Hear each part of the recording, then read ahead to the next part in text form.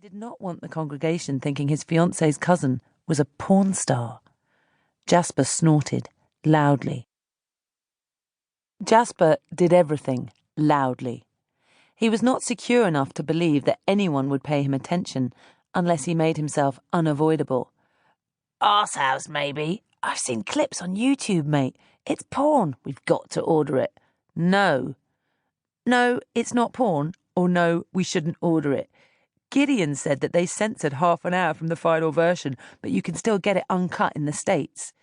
Gideon didn't say that. I said that. Rachel was upset about it. Well, either way, Columbia kicked her out for doing it, so there's got to be something worth seeing. Shh, said Adam finally, frowning. He was not the only one, he noticed. Whispered conversation among the men in the back pews was in general permissible, encouraged even, if the content was engaging enough for the surrounding eavesdroppers. Football, in particular, was a much-beloved topic. Services on the high holidays were long. It was understood that one had to pass the time. But sustained discussions about porn during Kol Nidra, the beginning of Yom Kippur, and a significant spiritual incantation, was pushing lenience to its limit. The congregation were fasting until sunset tomorrow night. In the meantime, they were meant to be atoning. Adam, too, had seen clips of Ellie Schneider's acting debut on the internet. In one, she was delivering a breathy and hypnotically rhythmic monologue to the camera, wearing only a stained Columbia University t-shirt, while the rest of her was exposed and exploited by a menacing co-star. Synagogue was not a place in which he felt comfortable recalling it. Around them, the Al-Chet prayer continued. For the sin we have committed before you by improper thoughts. For the sin we have committed before you through speech. Pardon us, forgive us, atone for us. Adam rejected the memory with some effort, and instead focused on the women's gallery, hoping to catch Rachel's attention. She looked down at him and widened her eyes. From her expression, he could see that she had a great deal to say and was desperate to say it. Her cousin was embarrassing her. She could not believe that Ellie was in shul at all, let alone that the girl had come to Kol Nidra exposing skin from clavicle to navel, wearing a tuxedo jacket with nothing beneath it, and black trousers that clung and shimmered as if she'd been dipped in crude oil.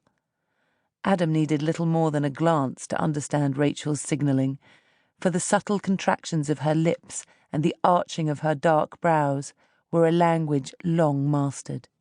He knew their vocabulary and every expression of her lovely face. He did not see the appeal of unpredictable women. Rachel never surprised him, and he considered it a testament to their intimacy that he could predict her reactions with complete confidence. Life, he knew, provided enough of the unexpected. Adam had perspective. A steady and loyal co-pilot was more important than whatever passing frisson might come with more spontaneous spirits. He smiled at her. Outside the synagogue, Adam waited for Rachel and her family. For late September, it was warm, tenacious leaves still green and living on the oaks that stood like looming sentries along the edge of the empty car park. Tonight, people were leaving slowly, taking their time to fold prayer shawls, gather coats, greet friends. The fast decreed that there would be no supper, nothing at all, in fact, until the same time tomorrow evening, when they would all be leaving synagogue once again, but at a more urgent pace.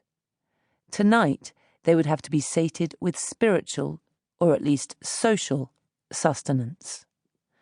Men and women were now reunited after the service, and families reassembled, lingering on the steps and drifting out past Adam, calling goodbyes to one another into the hazy autumn darkness. "Hi. Here again." The voice was American, low and close behind his shoulder. He turned to find Ellie Schneider winding a long grey scarf around her neck, an unlit cigarette already in one hand. Until now, Adam had had a clear image of Rachel's